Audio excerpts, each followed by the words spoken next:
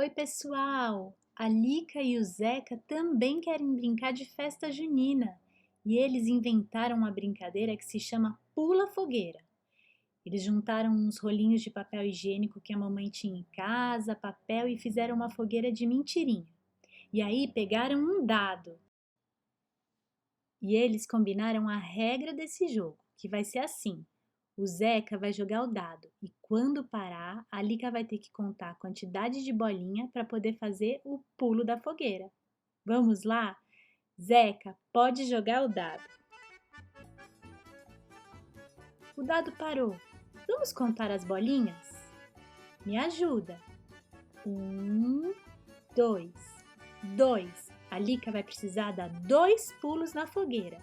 Vamos lá, Lica, sua vez. Você tem que dar 2 pulos. 1, 2. Muito bem! Agora vai ser a vez da Lica jogar o dado. Pode jogar. Vamos contar as bolinhas? Uma bolinha. Então significa que o Zeca vai precisar dar um pulo. Pode pular, Zeca. 1. Muito bem! Agora quem vai jogar o dado é o Zeca. Zeca, pode jogar o dado. Nossa, parou no azul. Vamos contar quantas bolinhas? 1, 2, 3.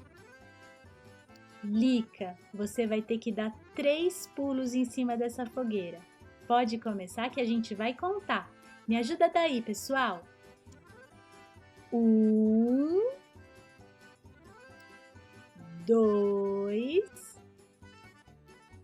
3. Muito bem, Lica. Agora é a sua vez de jogar o dado para ver quantos pulos o Zeca vai dar. Pode jogar. Parou no amarelo. Vamos contar as bolinhas? 1, 2. 2 bolinhas. O Zeca vai ter que dar 2 pulos. Agora é com você, Zeca. Pode pular a fogueira. Não esquece, hein? São 2 pulos. A gente vai contar para você. Me ajuda daí, pessoal. 1, 2. Muito bem, 2 pulos. Agora, o Zeca e a Lica querem jogar juntos o dado. E os dois vão pular também a fogueira. Vamos lá, pode jogar, pessoal.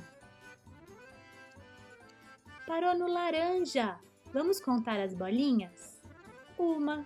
Essa estava muito fácil. 1 bolinha. O Zeca e a Lica vão ter que dar um pulo cada. Zeca, sua vez, pode ir. 1. Agora é sua vez, Lica.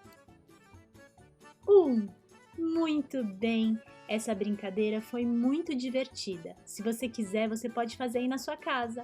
Basta pegar um dado, fazer uma fogueira. A almofada pode virar fogueira. E aí você joga o dado e veja quantas vezes você precisa pular. Cuidado para não se queimar, hein? Um beijo, pessoal. Até a próxima!